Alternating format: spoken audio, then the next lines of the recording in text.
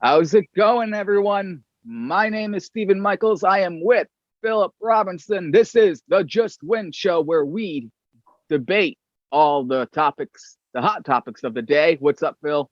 What's going on, Steven? How are you? Oh, I'm getting ready for football. We had one game last night. Tom Brady unfortunately won, and he's still walking. That's terrible.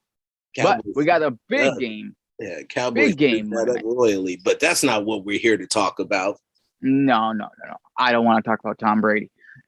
We're here to talk about the silver and black going up against the Baltimore Ravens. Monday Night Football, primetime game, huge game. So let's get it underway here. What is the first topic of the day? Topic number one is the most important aspect to football. The best ability is availability, and right now the Baltimore Ravens have a lot of unavailable players. With all the Ravens injuries, how does that shape out for the silver and black? Oof. Well, you want me to take this one? Yeah, why don't you start us off? Okay, well, first of all, the Ravens are banged up. I mean, they have a lot of injuries here. They just lost Marcus Peters, big plus for the Raiders, right? Because I believe Derek Carr throws a lot of interceptions to Marcus Peters, I believe, anyways. And, J.K. Dobbins is out. They have so many injuries. They don't even have a running back right now. They have no running back whatsoever. They're signing guys off the street. They do still have that Tyson Williams guy who is supposed to be really good. The Raiders have been watching him during, leading up to this game, but they lost everyone. They really did. I mean, this is a big advantage to the Raiders, for the Raiders, they should say. No, so what are your thoughts? No, you're absolutely right. I mean, to me, with Marcus Peters going down, that really compromises the back end of that defense because a lot of what they do is predicated off the zone behind the blitz, and Marcus Peters is a fabulous zone corner. But now you're looking at what is it? Not Lattimore, but the other corner who's got a shadow Darren Waller and work with the safety and possibly a linebacker to double him. And you're going to have these wide receivers, these second-year wideouts, and Hunter Renfrow especially, are going to be able to find some room to work because they're going to be facing a backup out there, which should be the primary focus on that. But we'll get that a little bit down the road, a little bit more. Yeah, I mean they still got Marlon Humphrey back there, and they got Jimmy Smith. We'll see if he has anything left. Anthony Everett looks like he's gonna be the backup to Marcus Peters. The Derek Carr and the Raiders offense, they need to go after that right away. Right. They really do. And this has to be a game where you can do dink and dunks. You know what I mean? Darren Waller should be open a lot in this game. This should be a game where we see a lot of Bryan Edwards, in my opinion, and we might see a lot of Willie Snead just because of all these injuries. This is a guy, all these slot guys, Hunter Renfrow, Willie Snead, they should have a big day, a big night, I should say. Yes, they should. Very big night. But just to wrap it up real quick, and all of the Raiders are playing the Ravens' second team offense except for the starting line. And some guys they rounded up and pulled off the streets at running back. I mean, the Ravens literally have season-ending injuries to every running back they had on the depth chart. That's crazy. I've never seen that before in all my years of football. But this defensively, there's really no excuses for what they have not being able to go out here and get it done. So we'll move on to topic number 2.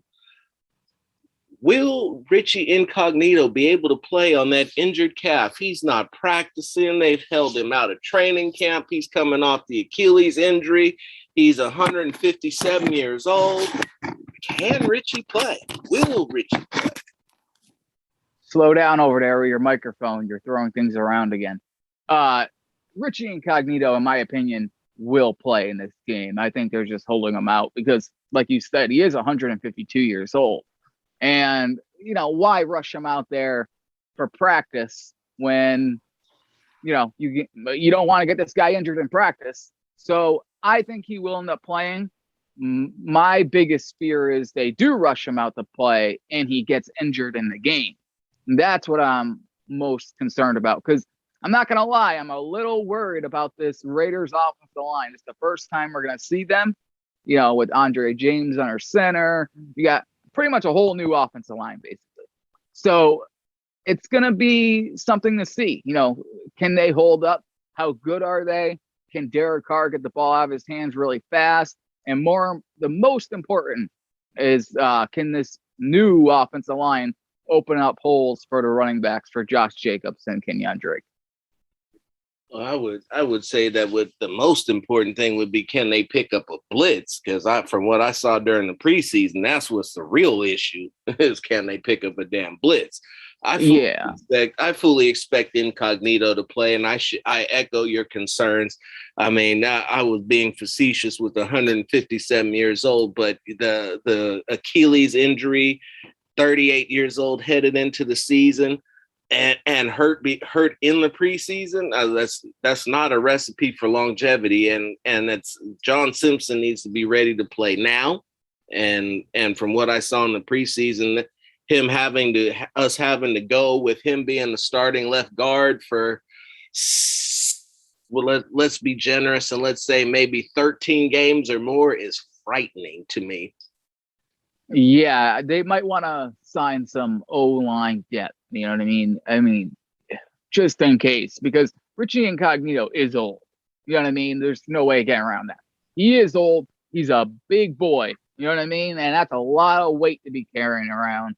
And that's, when you get that old, that's why those guys retire. You know what I mean? Because the injuries just start mounting up. So hopefully he can play, and hopefully he still has it too. That's another thing, that we all talk about Incognito being, but the thing is, he is 37 years old. Hopefully he still does have it. He was good. Yeah, he was good last season. So from what I've heard in training camp and what the reports were against the Rams during the joint practice sessions and individual sessions, he was holding his own just fine in one-on-one drills against Aaron Donald. So that pretty much tells me all that I need to know about, does he still have it? The question is, will his body hold up? And that's been the question for every year that he's given us quality play with the Raiders. He can be a Pro Bowler, but the problem is, can he stay on the field? Yeah, he's good. He's good at one-on-one blocking. When he gets in trouble is when he's at one-on-one and you got a blitzer coming too. Sometimes he gets a little rattled there. You know what I mean? Because he uses his big body, his frame usually to block these guys. When there's another guy coming in, sometimes he's not as fast enough to react. His reaction time sometimes isn't the best, but the guy still is one of the best offensive linemen. And the guy is, like you said, what 37 or something like that. So let's hope he does play. I think he will. And let's hope this offensive line can hold up, because the Raiders are going to need it. All right, let's go to number 3. How to beat Ravens on offense. How do you beat this Ravens defense? I'll start it off with this. I got my own personal theory, but I think how this starts off with is like you said, they are going to squeeze the air out of the ball, attempt to score early, and trying to make Lamar Jackson play from behind. If you want him to stay in the pocket and throw the football, and that's the defensive setup. But going against this Ravens defense, you definitely have to run the ball. You got to work your 2-man game off of Darren Waller and either a receiver behind him or a running back underneath, so that you can use him to clear space, feed him. He's the most dominant matchup on the field for either team, even including Lamar Jackson. And you got to pick your shot. You got to take some shots to keep them from stacking the line of scrimmage. But this whole offseason, this whole focus has been about bolstering this run game, and now's the time to show it. You don't have to worry about pass rushers when you're running the football down their throats. Yeah, I mean, I think that's exactly how you do beat the Ravens. You want to keep Lamar Jackson on the sidelines. You want to run that ball. That's why I paid Kenyon Drake so much money. You're going to want to use him in a screen game and in the run game. Yeah, use him early, use Josh Jacobs more in the second half of the game, keep him fresh, but just keep running and running and running. And don't give up on it way too early. I mean, John Gruden usually does not give up on it, sometimes to a fault. But he's got to keep trying to run, make a dent on a defensive line, and things will open up. And like I said, these slot wide receivers, the way the Ravens play defense, they're going to have a problem with covering guys like Willie Snead and Hunter Renfrow. Those guys are going to be open. Then when you take Marcus Peters out, it could be a big day for big night for Brian Edwards, because I think he'll be lined up against him. And then every once in a while, Henry Ruggs with that speed, we'll see if he can get the separation off the line. We'll see how good how better he's gotten since last season. And maybe those shots that Derek Carr missed last season because the guy couldn't get off the line fast enough, maybe those are there. I think they will be. I really do. I think the Raiders beat the Ravens with speed. That's the biggest thing the Raiders built here. They have a lot of speed on that offense. And if they can utilize that correctly with Kenyon Drake, with Josh Jacobs, with Hunter Renfrow on third and Renfrow, the Raiders will be able to exploit that. Especially, we talk about how the Raiders sometimes dink and dunk too much. Derek Carr does that. In this game, you kind of want to do that. You're going to, especially with Kenyon Drake and Josh Jacobs, guys sneaking out of the backfield, getting out there, especially if the Ravens are playing a lot of zone, right in the middle of the field, boom. You got Darren Waller on a slant. He's going to be a matchup nightmare for the Ravens. Darren Waller should be just a nightmare for this Ravens defense. So that is the best way, I think, to beat the Ravens, is utilize all the speed you have on the field and take advantage of all the soft zones the Ravens are going to throw at you. Oh, wow. Actually, just perfect tie-in to segue about topic number 4. So, can the Raiders slow down Lamar Jackson? Well, I just saw that hit the waiver that the Ravens are indeed putting backup at blocking tight end Nick Boyle on the IR short term so that he can return in 3 games, but he won't be playing either. So there looks to be your blocking tight end. So now you're not even looking at 12 personnel, or going with the 2 tight end sets, or at least not with your 2 best blockers. Your wide receivers are compromised. You have a healthy Sammy Watkins, Hollywood Brown with a bad hammy. Mark Andrews is a guy that you have to double. So I believe that you can crowd the line of scrimmage and do a real Belichickian thing and force Jackson to throw and keep forcing him to throw.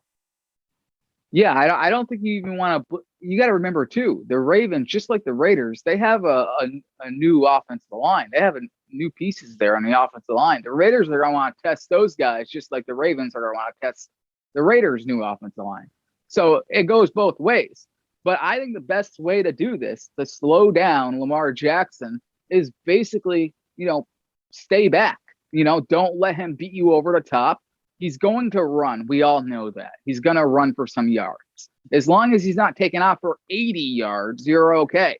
If you can keep him to running for 4 yards, if you can pinch him on the outside, set the edges, make sure he's not, going crazy, then you can contain him. He does not have a lot of help. And with the Raiders defense, with, Ngakwe and Crosby, if those guys can get after Lamar Jackson, it's been proven. If you can hit Lamar Jackson, yes, you can take him off his rhythm. I don't know how many times we've seen it so far. Every time a team, this guy's been dominant. And then when he gets to a defense that starts hitting him, he starts having a hard time. So if the Raiders just take away his running ability, his scrambling ability, and make him be a pocket passer, make him beat you with his arm, I think the Raiders stand a chance there. That's the best way to slow down Lamar Jackson, in my opinion. Keep the DBs back, play a lot of cover 2. I think that's the best way to do it. Just don't let him beat you with his feet, because he doesn't have a running back. There is no run game. The only run game is Lamar Jackson. So it's pretty obvious what they're going to try to do there. It's Lamar Jackson's going to run. Maybe he gets injured. I don't know. So definitely can't defensive ends and outside linebackers definitely cannot crash on the read option. That No. definitely need to stay at home and make him give up that ball. Yeah. They got And listen, and we cannot see like we've seen last season where the Raiders can't stop a screen pass. You know, like Corey Littleton, all these guys, they got to tackle. If the Raiders tackle, that's how you slow down Lamar Jackson. Tackle the player with the football. Not that hard. Last season it seemed a little hard for the Raiders. Hopefully this season it's not that hard for them. a little more simplistic. I got you. That takes us to the end. Final guesses for Raiders versus Ravens. Steven, your prediction. Okay, my prediction now, it's impossible almost to predict what's going to happen in week one. We never know how good or bad these teams are. The Ravens were good last season. The Raiders sucked last season. But I could argue this is a completely different team for the Raiders than they were last year. Yeah, they weren't that great, but they also had the worst defensive coordinator, the worst defense. On paper, they're a lot better on defense. If this defense can go out there and show what they can do, if Gus Bradley has this team that works. By the way, Gus Bradley does have success against Lamar Jackson too. So that's a little glimmer of hope there too. I think the Raiders can beat the Ravens. I know the Raiders are underdog, but remember, this is in Vegas. This is prime time. This reminds me a lot of last season when the Raiders played against the Saints and no one really gave the Raiders a chance. I think the Raiders might be down at first, but they'll be able to climb themselves up out of the hole. Remember, the Raiders did not play any preseason games. So Derek, all those guys, they're going to be a little bit rusty. And the rookies are going to be feeling the speed of the game for the very first time because you can't duplicate that in scrimmages and even in preseason. You can't duplicate a real speed of the game with, starters. So these guys are going to experience that. But I think the Raiders, they will be able to beat the Ravens. I think the Ravens are just way too banged up. I think this is a perfect opportunity for the Raiders defense with all these running backs being injured. Ravens' new offensive line. Perfect opportunity to show what they can do. The biggest thing the Raiders are going to need on defense, they got to create turnovers. If the Raiders can get an interception, force some fumbles, Lamar Jackson is known to fumble, once in a while here. Make him fumble. And if Derek Carr can get the ball out of his hands fast, Darren Waller, like I said, should have a field day against the Ravens defense. And if Derek Carr, no mental errors, that'll be the biggest thing there. If he's well protected, Josh Jacob picking up blitzes and things like that, I think the Raiders can win this. I really do. I think they win it by a field goal. What do you think? I'd like to say that I think they win it by more than a field goal. I think I've kicked this over a few times, and I think that the score is probably going to be about 28-17 Raiders. I believe that Lamar Jackson is a phenomenal athlete, and he's going to get his, but I just don't see, just doesn't have enough help. There's just no way that he's going to be able to do everything that he needs to be able to keep up with the Raiders team by himself or with just Mark Andrews. Or just Sammy Watkins.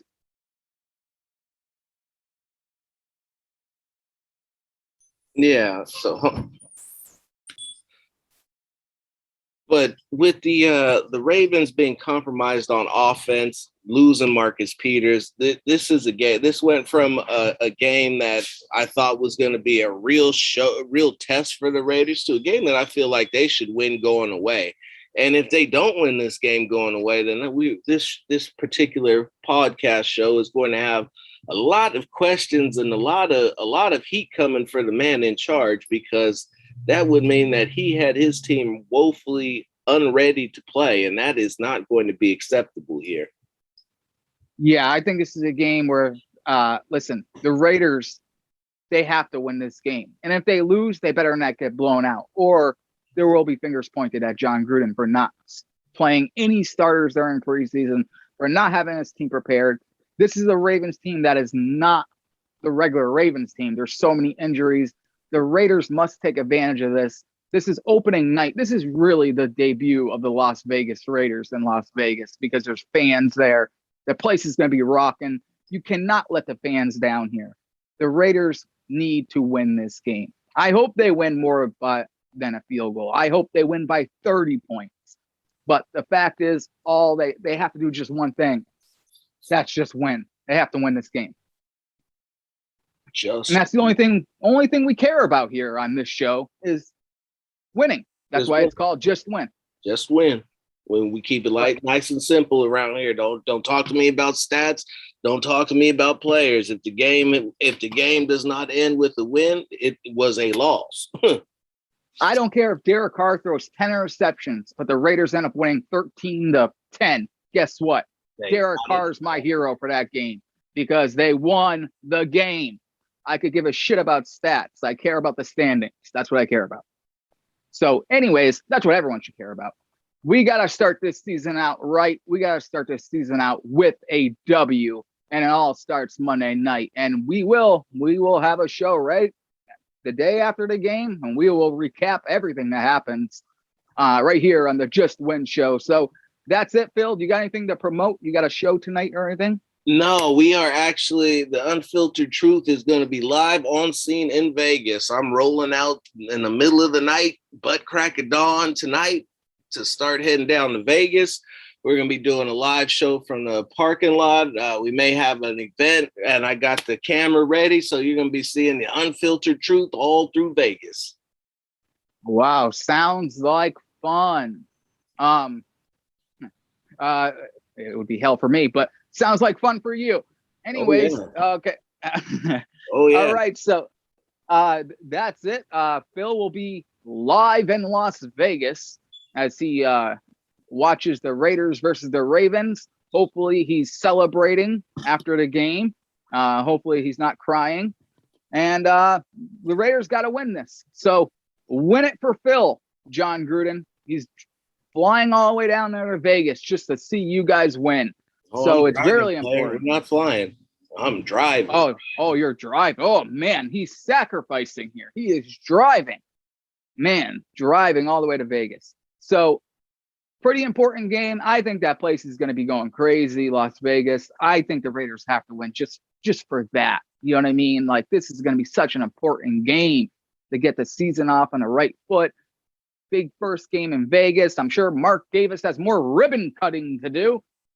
Let's just stop the ribbon cutting and let's just start the winning. All right, everyone, that is it. My name is Stephen Michaels. That's Philip Robinson. We will see you next time on the Just Win Show.